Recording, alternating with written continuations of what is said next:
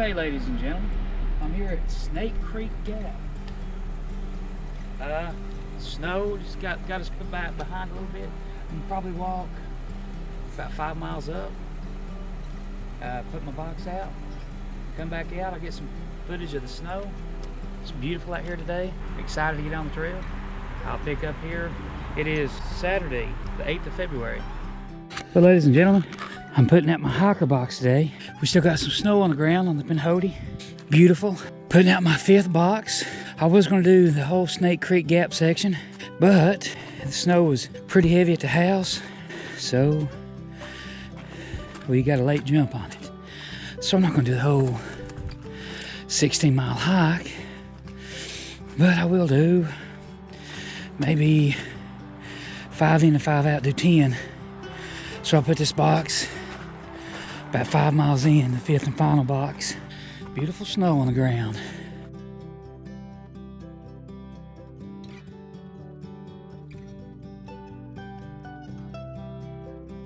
Well, ladies and gentlemen, I forgot my cell phone in the Jeep, and we're down to one vehicle this week because my truck's in the shop. So it looks like I'm gonna hike this without my gut hook app or my cell phone.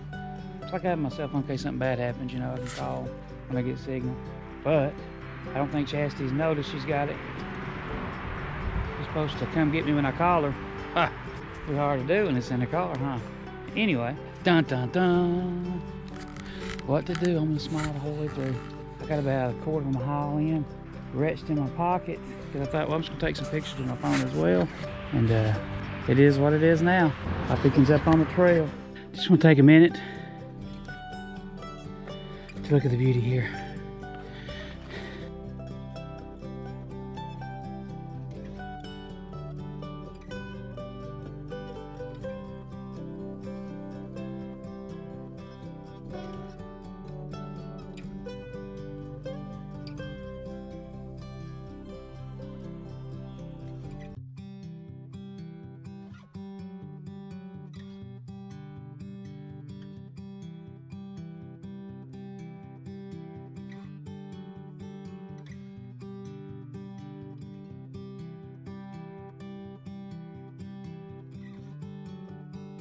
What's funny is when you're warm, there's my little spot where I cook. That's where box number 2 is at, ladies and gentlemen. The first about 1.3 miles in on the Pinhoti. The funny thing, what I was talking about earlier, or what I was about to say, is I just made some coffee with my little stove, getting ready for the little giveaway. And when you're cold, it's not really miserable because it's wonderful. I love it out here, but man, getting everything out, everything situated, seemed like it took twice as long, you know. But look how beautiful. Even though it's cold, I'm prepared. I've got some good gloves. Chasita got me. I got a boggin, a hat. Should have wore some better pants. I just got jeans on. Beautiful out here tonight, or today. I got my good, powerful sun headlights, so going to place out box number 5. Finally, guys, number 5 will be placed out. I'm excited about that. I don't think I'm gonna place it too far out so I can get the game started. I mean, I guess it's already started. That way, if anybody's getting close to completing it, they can complete it. I know I haven't been to 3 and 4 lately. 1 I ain't been to in about 2 or 3 weeks. So I gotta go back to it and check. Gotta get snow this morning. Got about 2 or 3 inches. But I knew it wouldn't last. I think the high today was like 45. So around the house it melted off pretty quick. But up here in the higher elevations, we still got some. This might seem boring, but to some people that hike all the time, hopefully you'll appreciate the beauty and the scenery. I love watching hiking videos myself on YouTube, but you know. Well, ladies and gentlemen, this is as good a place as any to lay my box out. I'm gonna stick it under that rock there. It's along the trail.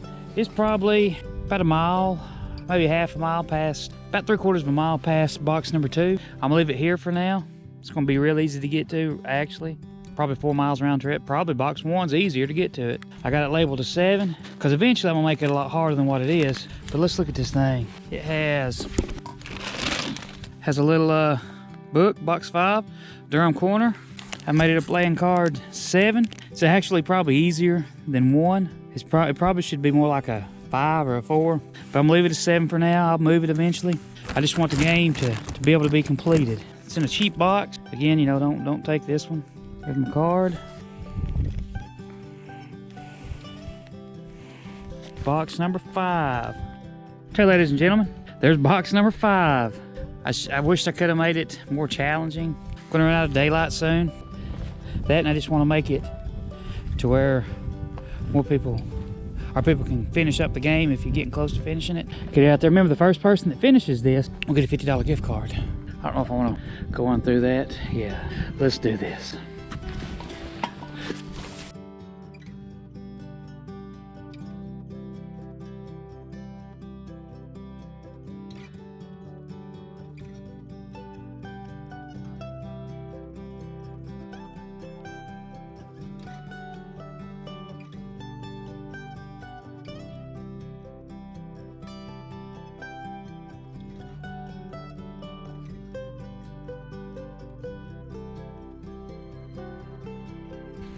Change of plan, ladies and gentlemen. You see where I put it there. I found a better place off the beaten path. I don't want somebody that would mess with it, steal it, to come across it. So I'm going to change the locations. I got a better idea. And if I had a chainsaw with me, I'd cut that bad boy down just for the challenge.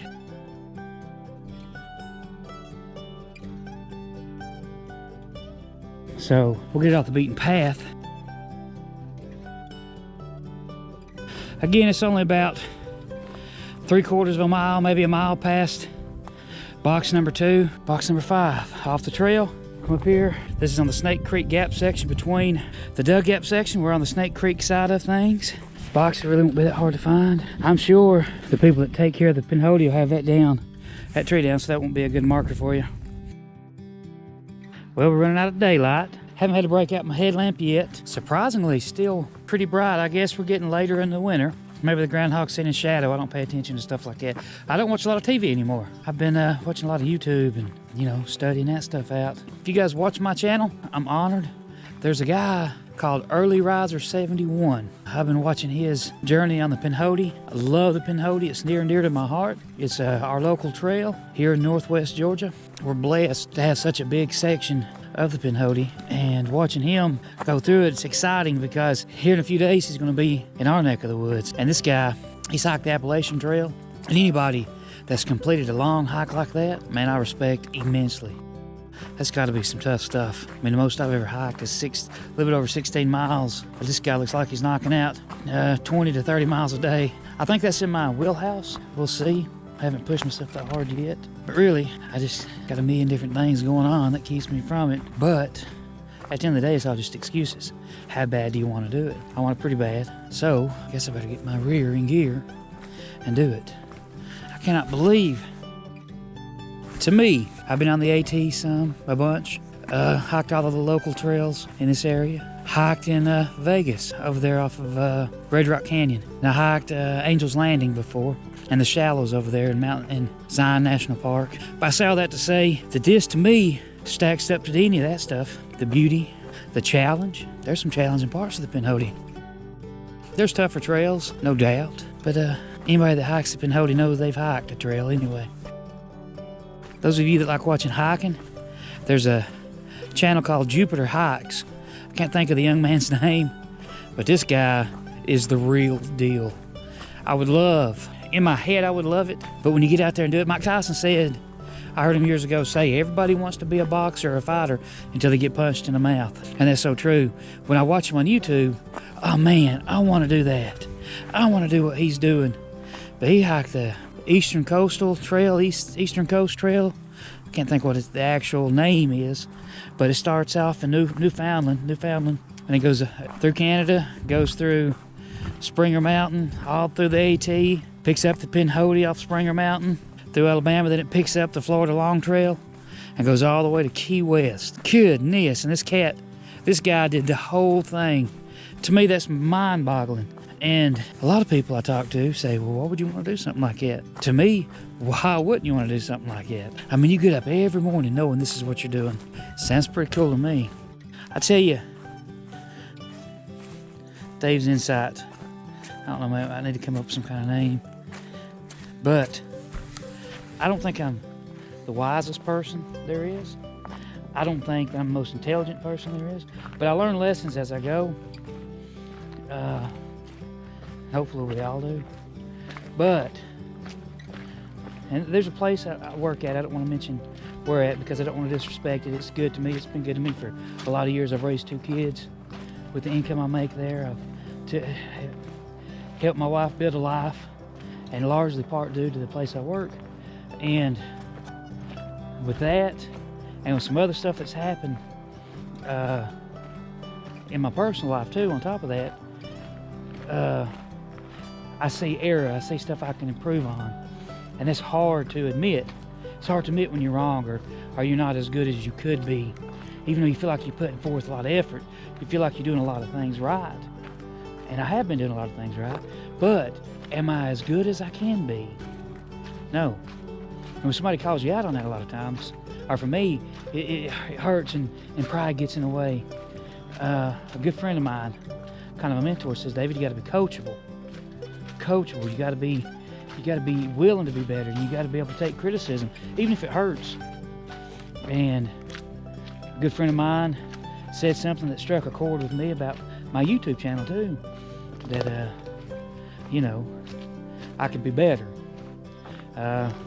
Good friend at work brought up something I could be better at, and to me it's, oh, I'm doing good, I'm working hard, but no, you can always be better. So I guess I say all this to say, be coachable. Don't let pride get in the way of being better. And that's a lot of times me. I let pride get in the way of me being better. Anyway, that's my random thought for the day. And the good thing about trails like this, especially in this beauty, all this beautiful snow, as we're getting close to dark, makes me think. Makes me, you know, one, it's spiritual. I feel a closer connection to God, but also it clears my head. This is a sanctuary to me. This is a place where I reflect. Anyway, so I say all that to say, be coachable and be willing to be better, because we're not all perfect and we can all be better. And I think that's what, like now I feel like I'm good, I'm strong in so many areas now. But how much better would I be if I could take the criticism and grow from it? I'm growing. Hopefully Chassie's down there waiting on me. If not, I might be sitting there for a while. But coachable moment for myself. David, don't forget your phone again. Beautiful, beautiful scenery. Also, when you make a mistake or you mess up, apologize and move on and just build from it, because after it's done, it's done. You can't take it back. You just got to be better and learn from it. A good friend of mine always says that. Did you learn from it? Did I learn from it? I did. Am I going to be better? Yes. Even if you don't feel like they're 100% right, take what they're saying, grab onto it, take what you can to be better. Anyway, hopefully I see y'all at the car. Before I come out of these woods, let me give y'all a good view.